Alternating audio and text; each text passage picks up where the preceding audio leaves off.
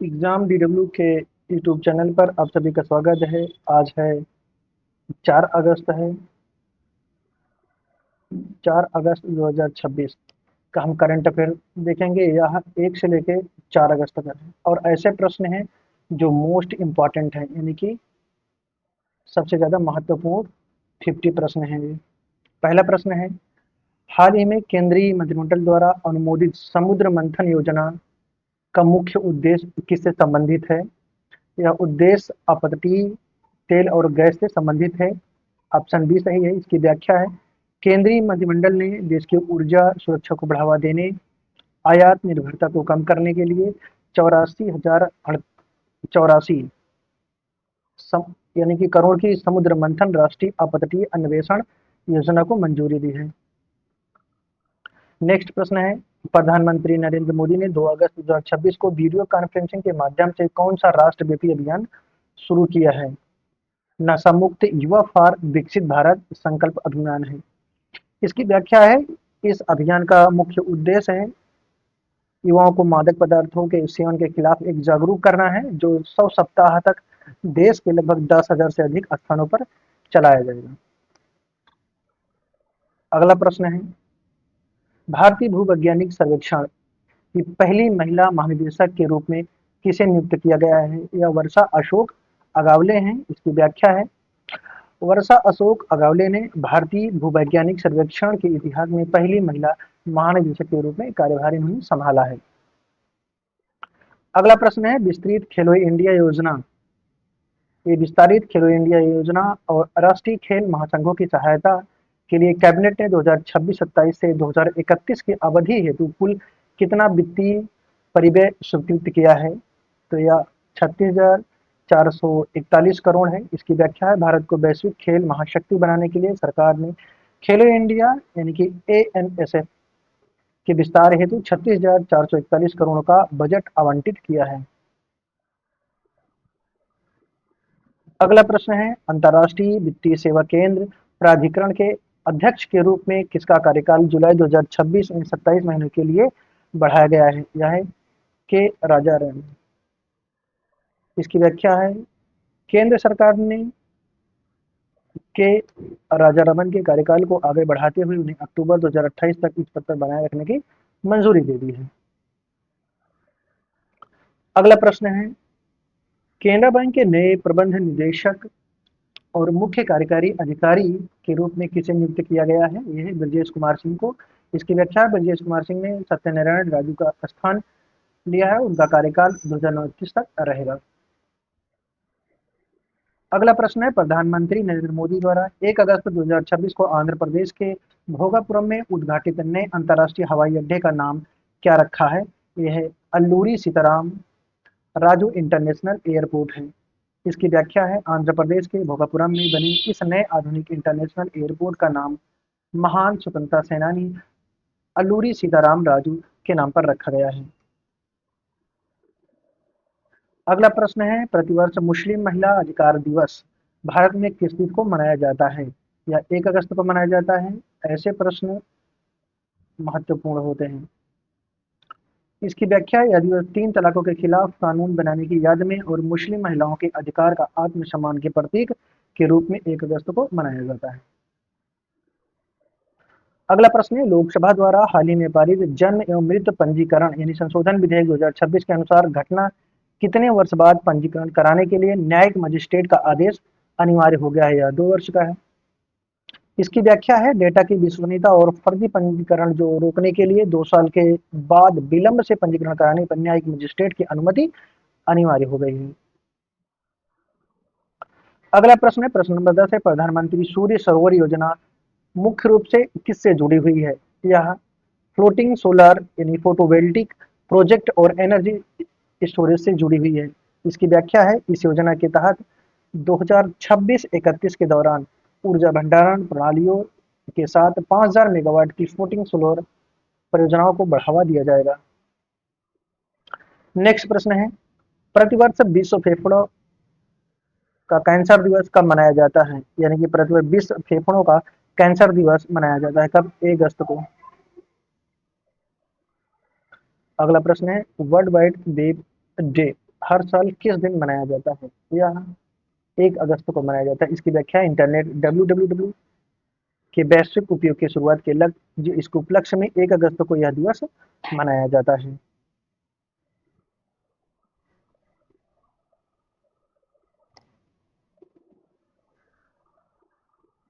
Next question है, हाल ही में किस राज्य सरकार ने संघ राज्य संबंध रिपोर्ट का अंग्रेजी संस्करण सार्वजनिक किया है? यह है तमिलनाडु है। इसकी व्याख्या है, तमिलनाडु सरकार ने सार्वजनिक विभाग के न्यायमूर्ति कुरियन जोसेफ की अध्यक्षता वाली उच्च स्तरीय समिति की रिपोर्ट संस्करण जारी किया है। अगला प्रश्न है, आयुष मंत्रालय और इंडिया एआई ने पारंपरिक चिकित्सा में किस तकनीकी को बढ़ावा देने के लिए समझौता ज्ञापन पर हस्ताक्षर किए हैं? आर्टिफिशियल इंटेलिजेंट है। इसकी व्याख्या है, पारंपरिक चिकित्सा प्रणालियों यानी आयुर्वेद, योग आदि में एआई संचालित नवाचार और शोध को गति देने के लिए यह समझौता किया गया है। नेक्स्ट प्रश्न, हाल ही में किस क्षेत्र में वाइल्ड फायर यानी जंगल की आग और पायरेक्यूमुलोनियस बादलों की घटना चर्चा में आई है? यह बादल के प्रकार का एक बादलों के प्रकार में यह एक ऐसा बादल प्रकार है पायरेक्यूमुलोनियस। यह है यूरोप। इसकी व्याख्या है, ग्रीष्मकालीन तीव्र गर्मी के कारण हाल ही में यूरोप के कई जंगलों भीषण आग और खतरनाक मौसम संबंधी फायर क्लाउड देखे गए हैं। अगला प्रश्न है, असम के किस क्षेत्र में हाल ही में हुए तेल की नए भंडार की खोज ऊर्जा क्षेत्र में बड़ा बदलाव लाने की संभावना है? यह है नामरूप बोरहाट। अगला प्रश्न है, भारतीय अंगदान दिवस राष्ट्रीय स्तर पर कब मनाया जाता है? यह मनाया जाता है 3 अगस्त को। अंगदान के महान या महादान के प्रति नागरिकों को प्रेरित करने के लिए 3 अगस्त को यह दिवस मनाया जाता है। अगला प्रश्न है, लद्दाख क्षेत्र में पर्यटन और विरासत को सर्वेक्षण देने के लिए हाल ही में कितनी नई संरक्षित विरासतों को यानी स्मारकों की यह घोषणा की गई है? यह है 23। व्याख्या, लेह और कारगिल क्षेत्र के सरनोस पेट्रोग्लिफ्स से अराके कार्विंग सहित कुल 23 नए ऐतिहासिक स्थलों को संरक्षित विरासत घोषित किया गया है। अगला प्रश्न है, भारतीय न्याय संहिता यानी बीएनएस की कौन सी धारा लोक शांति भंग करने के आशय से जानबूझ किए गए अपमान से संबंधित है? यह धारा 352 है, अभी चर्चा में रहा है। अगला प्रश्न है, राष्ट्रमंडल खेल 2026 का आयोजन कहाँ किया जा रहा है? यह ग्लासगो जो स्कॉटलैंड में है। वर्ष 2026 के राष्ट्रमंडल खेलों की मेजबानी स्कॉटलैंड शहर ग्लासगो कर रहा है, जहां भारतीय एथलीट शानदार प्रदर्शन कर रहे हैं। अगला प्रश्न है, कॉमनवेल्थ टेबल टेनिस चैंपियनशिप 2026 में भारत ने कौन सा वर्ग टीम खिताब जीता है? या पुरुष और महिला दोनों। अगला प्रश्न है, हाल ही में भारोत्तोलन में कॉमनवेल्थ स्पर्धाओं के दौरान किसने रजत पदक देश के नाम किया है? लवप्रीत सिंह। ये भारतीय वेटलिफ्टर लवप्रीत सिंह ने शानदार प्रदर्शन करते हुए रजत पदक इन्होंने हासिल किया है। अगला प्रश्न है, पश्चिमी घाट के परिस्थिति रूप में संवेदनशील क्षेत्रों के निर्धारण के लिए मुख्य जोर किस पर दिया जा रहा है? या वैज्ञानिक मैपिंग और राज्य परामर्श और जन भागीदारी के साथ संतुलन के लिए। अगला प्रश्न है, पीएम किसान योजना के तहत पात्र किसान परिवारों को प्रतिवर्ष कितनी वित्तीय सहायता दी जाती है? या 6,000 है। अगला प्रश्न है, फॉरएवर यूपीआई भुगतान कॉरिडोर किन दो देशों के बीच भारत द्वारा शुरू किया गया एक माध्यम है? यह भारत और मालदीव। इसकी व्याख्या है, डिजिटल भुगतान के विस्तार के तहत भारत और मालदीव के बीच इस पेमेंट कॉरिडोर को रेखांकित किया गया है।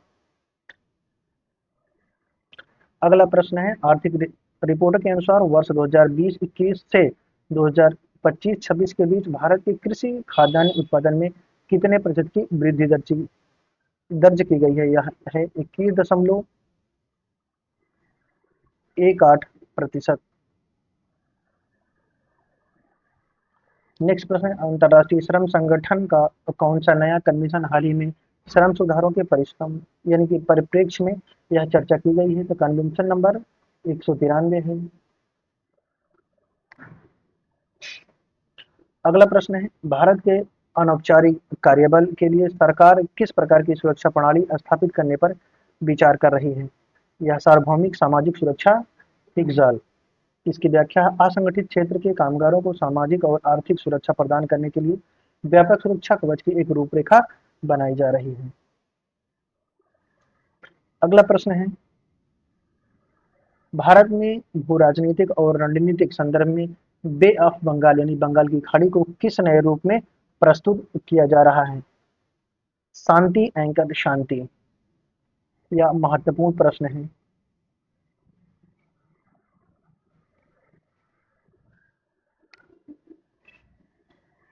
नेक्स्ट क्वेश्चन है, कृत्रिम बुद्धिमत्ता और साइबर सुरक्षा के बढ़ते खतरों को विशेषज्ञ किस रूप में परिभाषित कर रहे हैं? या सुरक्षा खतरों को डबल हेलिक्स के रूप में।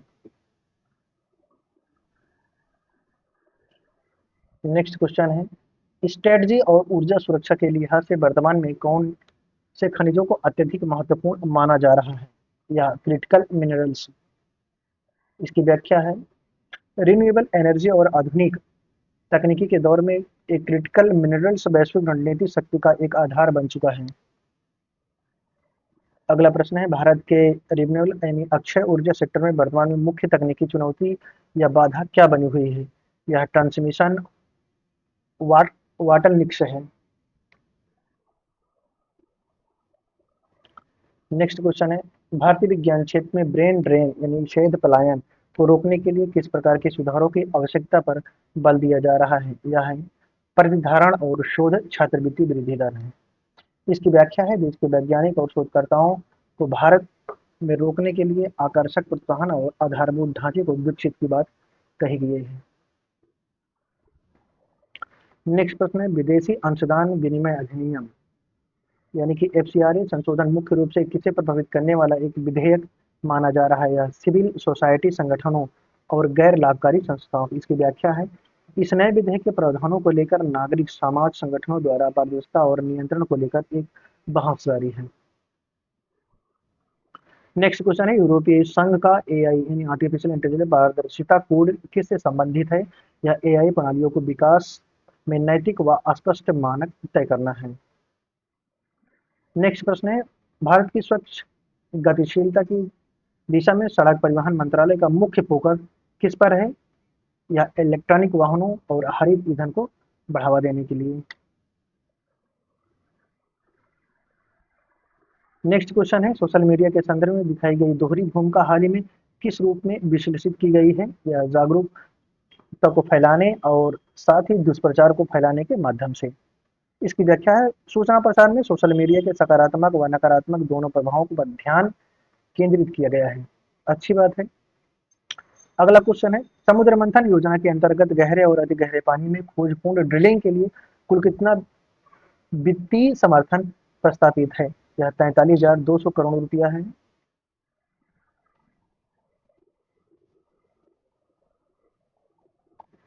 नेक्स्ट क्वेश्चन है, ऑयल एंड गैस मैन्युफैक्चरिंग और सर्विस जोन के लिए समुद्र मंथन योजना में कितनी राज्य का प्रावधान है? 2,000 करोड़ रुपया का। नेक्स्ट क्वेश्चन है, हालिया चर्चा के अनुसार अश्लीलता और स्वतंत्रता अभिव्यक्ति का संबंध भारतीय संविधान के किस अनुच्छेद के अंतर्गत आता है? यह अनुच्छेद 19 खंड 1 के उपखंड ए में और अनुच्छेद 19 के खंड 2 में। इस तरह से प्रश्न महत्वपूर्ण है। अगला प्रश्न है, भारत में राष्ट्रीय हथकरघा दिवस प्रतिवर्ष कब मनाया जाता है? या 7 अगस्त को मनाया जाता है।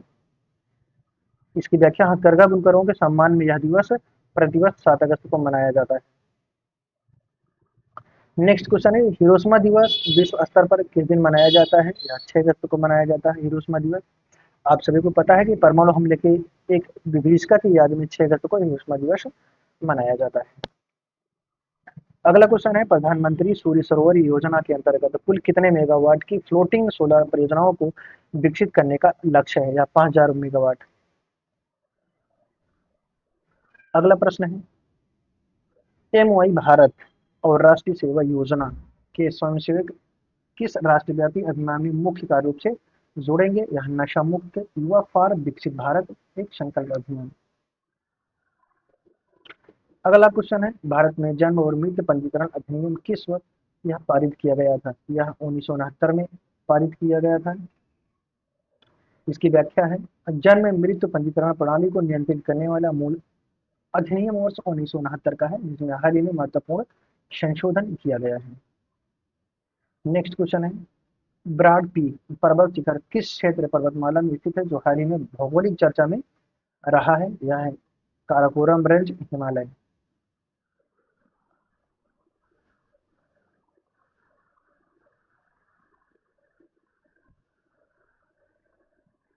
अगला प्रश्न है, हाल ही में चर्चा में रही शारदा नदी भारत और किस अन्य देश के बीच सीमा पर एक निर्धारण करती है?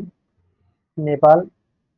इसकी व्याख्या है, शारदा नदी जिसे हम महाकाली भी कहा जाता है, भारत और नेपाल के बीच एक महत्वपूर्ण सीमावर्ती नदी है। अगला प्रश्न और अंतिम प्रश्न है, हाल ही में भारत और किस देश के बीच व्यापारिक संबंधों और द्विपक्षीय सहयोग को एक नई बढ़ाने के लिए नई दिल्ली में उच्च स्तरीय बैठक आयोजित की गई है? इसके 4 ऑप्शन दिए गए हैं। इन चारों ऑप्शन में से जो सही है उसे आपको बताना है।